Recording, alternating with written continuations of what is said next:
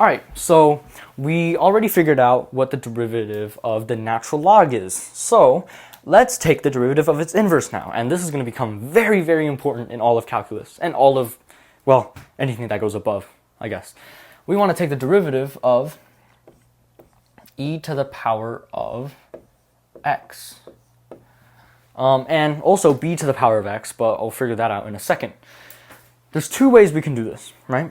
One is going back to first principles, which is basically using the definition of the derivative on e to the x. So I'm going to do that first.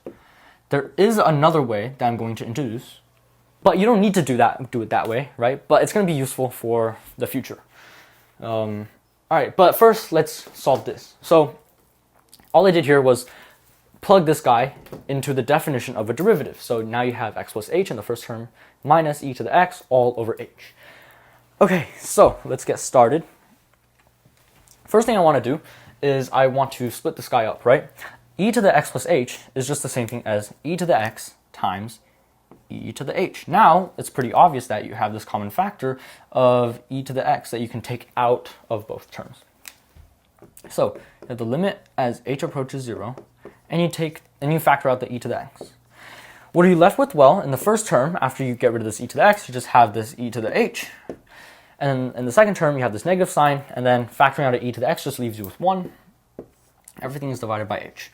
Now, one quick thing I want to say here is this e to the x is essentially constant, right? It's not really affected by h. So, because of that, it doesn't matter whether it's on the inside or outside, right? It's kind of like multiplying a number on. It's also not affected by h, so you can just take it to the outside. Same deal here.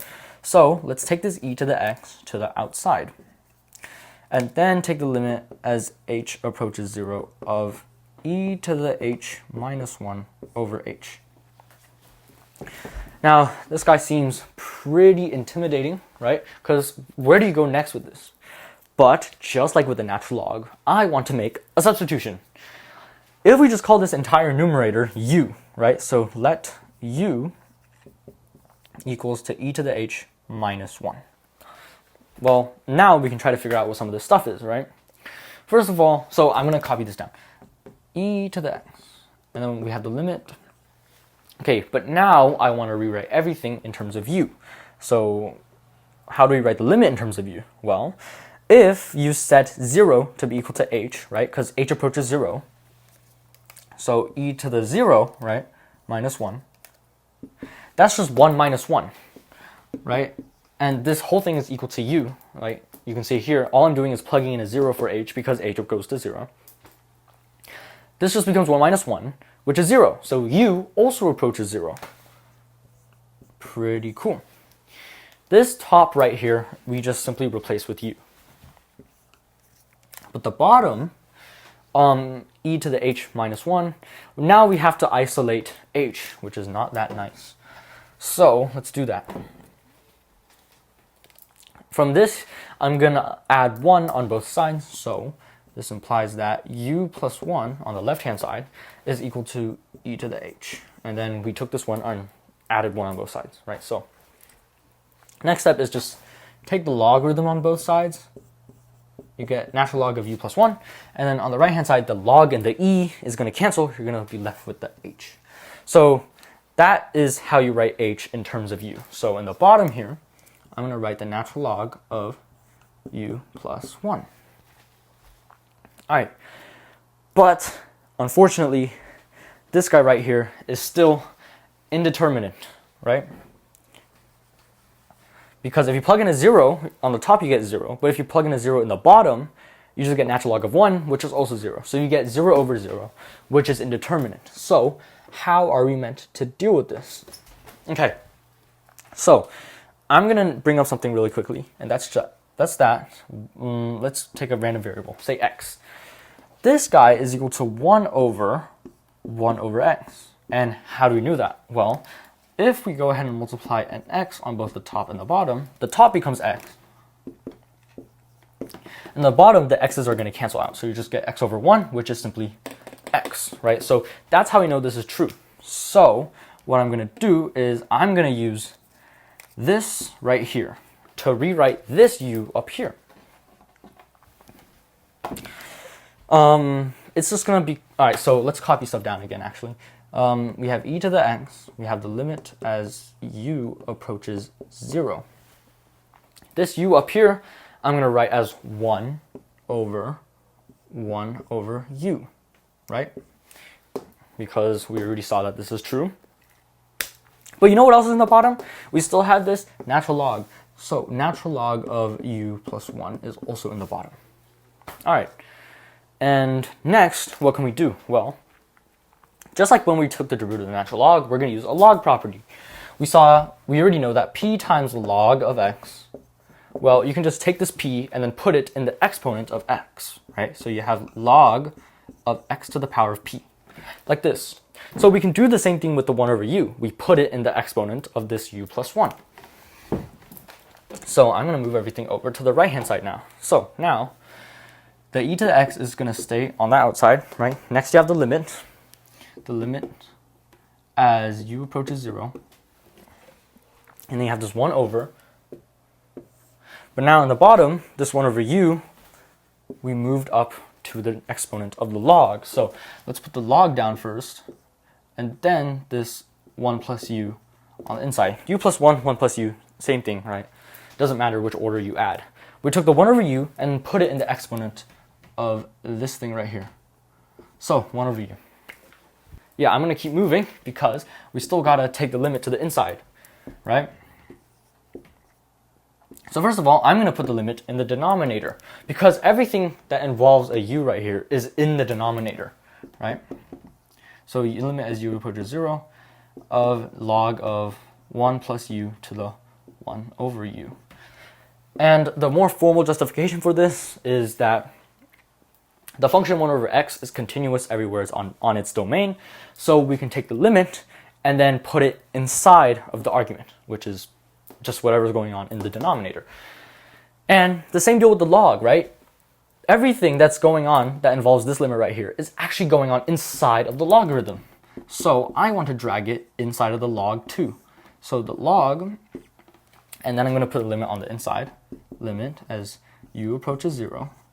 And then we have this 1 plus u to the 1 over u. And same deal as 1 over x, right? The log is continuous everywhere on its domain. So we can go ahead and drag the limit to the inside into the argument of the log. Okay, so now what? Now, a lot of people will recognize that this right here is actually e. But how is it e, right? Because we know e as being equal to, well, if you want to write it as a limit, then it's equal to 1 plus 1 over k to the kth power as k approaches infinity. So limit as k approaches infinity, right? That's equal to e. So how is that true? Well, notice that this k up here corresponds with this 1 over u, right? And then this 1 over k down here corresponds with this plus u over here. So what if we made a substitution where u became 1 over k? So let u equal to 1 over k, right? So we can start copying stuff down again. We have e to the x from the side, and then we have times 1 over, the natural log is on the outside, but on the inside, what we have is limit as u approaches 0. But we want to rewrite stuff in terms of k. So how do we do that? Well, we just have to, if we want u to approach 0, right, then k has to grow very big, right? It has to become infinity for it to be able to, have the left-hand side become 0. 1 over infinity approaches 0. Actually is equal to 0. But basically what I'm saying is when u is equal to 0, then k needs to be equal to infinity. So now the limit, instead of u approaching 0, is k approaching infinity. So we have the first part of this e puzzle right here. Then on the inside we have 1 plus u. U is just 1 over k. So you can kind of see here that we have the second part of this puzzle, this 1 over k. 1 over u. What is 1 over u? Well, we can use this relationship right here to find what 1 over u is. Multiplying k on both sides, we get k and then dividing u on both sides, you get on the right hand side 1 over u.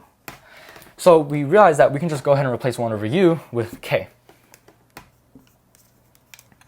So we just have e inside, right? So we saw that this limit is actually equal to this limit, right? We just have to replace some of the variables, but they're equivalent, and they're both equivalent to e. So that's the important part.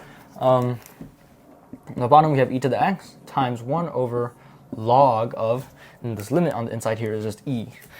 Log of e is just 1, so this whole thing, 1 over 1, just evaluates to 1. So what's e to the x times 1? It's just e to the x. And this is a function whose derivative, right, is equal to itself. And that's why it's so important in calculus. And it was kind of hard to prove, right? But we did it. And now I'm going to prove it another way. And then we're going to go ahead and prove the derivative of any b to the x power. All right? Okay, so now I'm going to introduce the second way we differentiate e to the x. And the reason why I'm doing this is because this trick is something that we'll need for the future when we do inverse trig functions, when we differentiate inverse trig functions, right? Because think about it, how are you supposed to do that? It's kind of tricky. Unless you want to replace the inverse trig function with its logarithm equivalent, right? And that involves imaginary numbers, and it's kind of complicated, so I wouldn't do that. Well, this is the other way to do it. So basically, what you would do is call this function that you're trying to take the derivative of f of x, or just name it any function. And then the trick here is to take the inverse on both sides. What's the inverse of e to the x? It's just the natural log, right? So if you take the natural log on both sides, then on our right-hand side, log of e to the x is just going to leave you with x. And this is the strat right here. It might not seem too complicated, but this is the strat. If you had, say, f of x equal to arc sine of x, right, then you can take sine on both sides, right? So you have sine of f of x. And then on the right-hand side, the sine and the arc sine, they're going to cancel and leave you with whatever's on the inside, which is just an x, right? And why would you do this? It's because you know how to differentiate this function out here, sine. You don't know how to differentiate this, but you know how to differentiate its inverse. And you also know how to differentiate this x that you're left with. So that's why you do it. But I'm going to just demonstrate with this example right here. It's not going to be all that complicated. And we're going to basically take the same steps as we will when we do the the inverse trig functions. So right here, now we differentiate both sides, right? Differentiating left-hand side, the derivative of log is just 1 over whatever's on the inside. So 1 over f of x. But notice that f of x is the inside function, so you have to multiply by its derivative, f prime of x. On the right-hand side, we also take the derivative, but that just gives us 1. And now you can see why this is useful, because when we differentiate, and the inside function is f of x, the chain rule outputs f prime of x as just a factor on the outside. So now all we need to do is isolate this. Because if f of x equals e to the x, we're trying to find f prime of x, right? We're trying to differentiate both sides right here. So yeah, basically strat is isolate this. So to do that, we just multiply both sides by f of x.